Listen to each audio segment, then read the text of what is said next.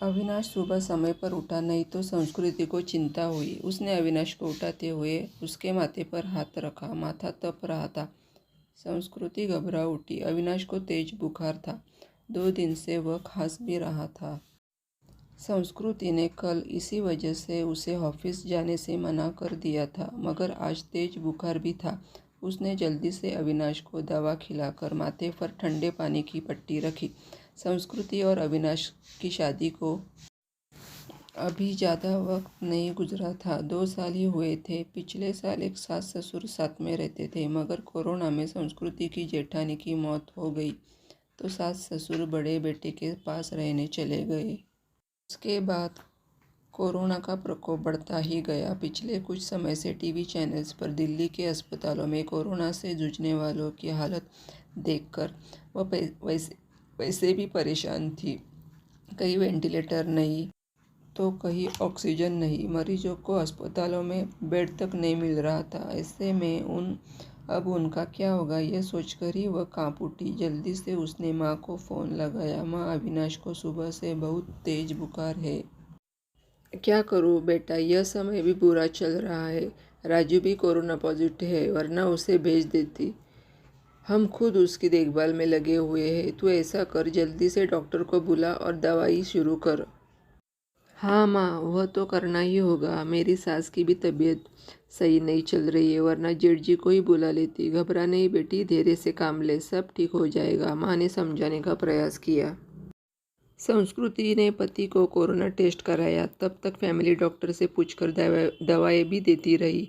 इस बीच अविनाश की हालत ज़्यादा खराब होने लगी तो वह उसे लेकर अस्पताल भागी। ऑक्सीजन सिलेंडर लेकर ही उठा था। उस दिन संस्कृति ने पूछा था, आप मेरे लिए इतना कुछ कर रहे हैं, इतना ख्याल रखते हैं, मगर क्यों? मैं तो आपकी कुछ भी नहीं लगती। फिर बताओ ना, ऐसा क्यों कर रहे हो? पहली बात, हर क्यों का जवाब नहीं होता, और दूसरी बात, हम दोनों हम सफ़र नहीं है तो क्या हुआ, हम दर्द तो है ना।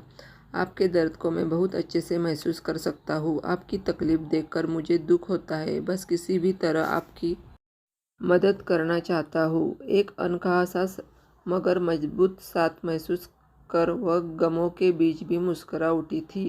धीरे धीरे अविनाश की तबीयत और भी बिगड़ गई और उसको वेंटिलेटर पर रखना पड़ा। अस्पताल में वेंटिलेटर्स की भी कमी थी। वह वेंटिलेटर्स खराब हो गए।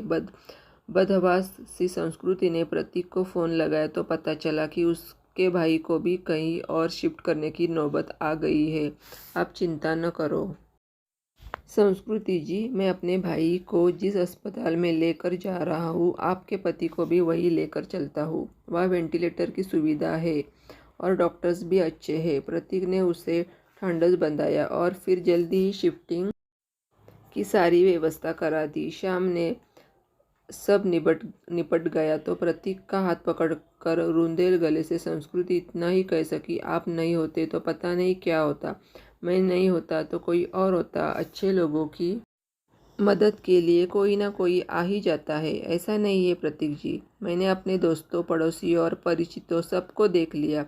इस कठिन समय में कोई भी मेरे साथ खड़ा नहीं, केवल आप ही, जिसे 4-6 दिन पहले तक मैं जानती भी नहीं थी। आज लगता है ऐसे आपके बिना रह ही नहीं सकती। उसकी बात सुनकर प्रतीक ने एक अलग ही नज़र से संस्कृति की तरफ देखा और फिर मुस्कुराकर चला गया। संस्कृति के दिल में अजीब सी बेचैनी होने लगी। वह सोचने लगी कि प्रतीक का साथ इस परेशानी के समय में भी कितना सुकून दे जाता है।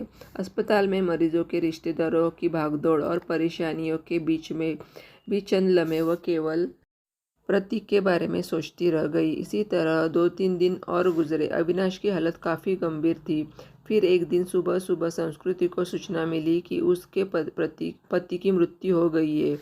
एक पल में संस्कृति को लगा जैसे वह अधूरी ही रह गई। उसका सब कुछ छिन गया है। प्रतीक ने जितना हो सका उसे धैर्य बंधाया। कोरोना की वजह से वह पति के शव को घर भी नहीं ले जा सकती थी। लॉकडाउन लगा हुआ था। घर वालों का आना भी कठिन था। ऐसे में उसे समझ नहीं आ रहा था कि पति को अंतिम विदाई कैसे दे। लोग मेरी मदद के लिए आगे आए थे। नहीं न, उस वक्त तुमने मेरा साथ दिया। अब मेरी बारी है। इसमें गलत क्या है? तुम थोड़े ठीक हो जाओ। फिर सोचेंगे कि क्या करना है। संस्कृति ने अपना फैसला सुना दिया। करीब 10 दिन संस्कृति ने जी भर कर प्रतीक का ख्याल रखा। हर तरह से उसकी सेहत पहले की तरह बनाने और खुश रखने का प्रयास करती रही। संस्कृति एक संयुक्त परिवार से संबंध रखती थी। ससुराल में धन संपत्ति की कमी नहीं थी। यह घर की पति के बाद उसके नाम हो चुका था। पति ने उसके लिए काफ़ी संपत्ति और गहने भी छोड़े थे। बस एक हमसफ़र की कमी थी जिसे प्रतीक पूरा कर सकता था। उस दिन शाम में संस्कृति ने प्रतीक के हाथों को थामकर कहा, जो बात मैंने अनजान ही उस फॉर्म में लिखा, क्या हम उसे हकीकत का रूप नहीं दे सकते? क्या मैं तुम्हें अपने हमदर्द के साथ साथ एक हमसफ़र के रूप में भी स्वीकार हूँ? मुझे लगता है संस्कृति अब यह बात कहना फजूल है। मतलब यह कि तुम ऑलरेडी मेरी हमदर्द और हमसफ़र बन चुकी हो। हम हमेशा साथ रहेंगे। तुमसे बढ़कर कोई और मेरा ख्याल नहीं रख सकता, कहकर प्रतीक ने संस्कृति को गले से लगा लिया।